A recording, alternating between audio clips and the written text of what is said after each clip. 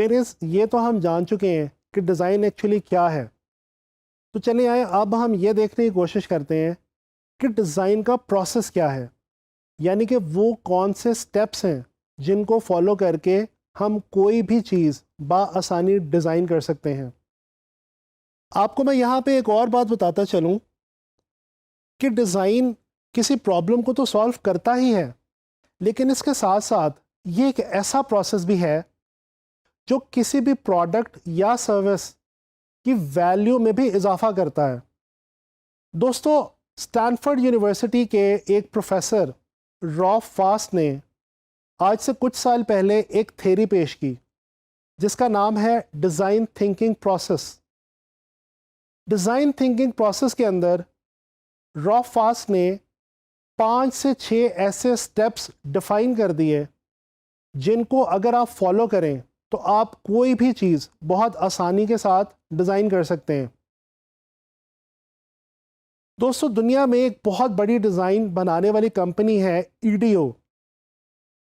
EDO के founding member David केले और उसके सीईओ टिम ब्राउन ने भी आगे चल के डॉक्टर रॉफ फास्ट की इस थ्योरी को ना सिर्फ सेकंड किया, बल्कि इसको डिज़ाइन के अंदर बहुत ही ज़्यादा मुआवन और मददगार कहा।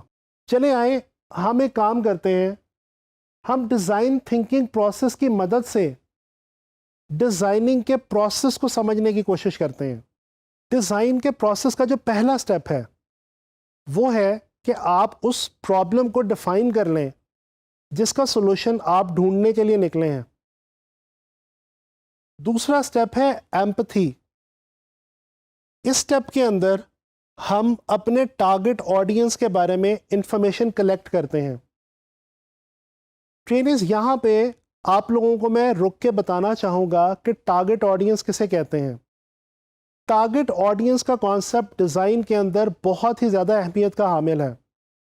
टारगेट ऑडियंस एक्चुअली वो लोग हुआ करते हैं जिनके लिए आप एक्चुअली वो डिज़ाइन बना रहे हैं।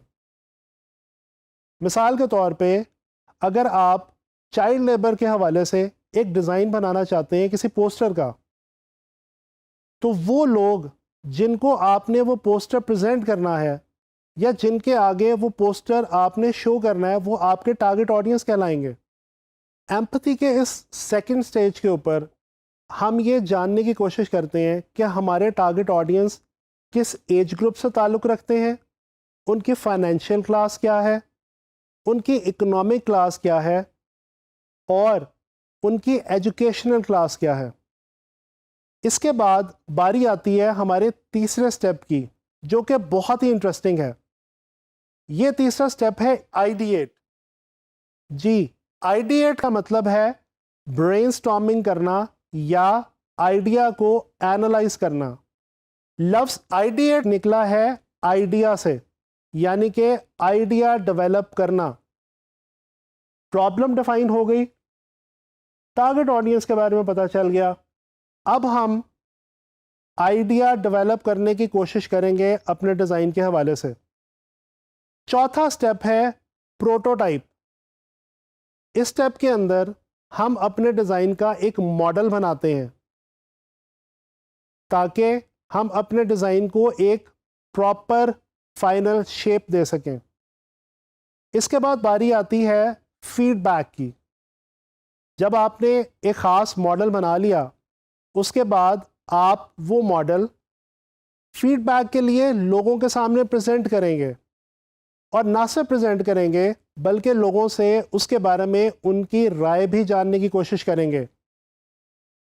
इसके बाद बारी आती है हमारे आखिरी स्टेप की, जिसके अंदर हम उस फीडबैक की बेस पे जो हमें मिल चुकी होती है अपने डिज़ाइन को इम्प्रूव करने की कोशिश करते हैं और कोशिश करते हैं कि वो तमाम प्रॉब्लम्स जो हमारे डिज़ाइन में मौजूद हैं उनको किसी हद तक इरेडिकेट किया जा सके। दोस्तों, मैं ये सारा प्रोसेस आपको एक एग्जाम्पल के थ्रू समझाना चाहूँगा। फ़र्ज़ कर लें कि आप फ्रीलांस ऑनलाइन मार्केट पे काम कर रहे हैं।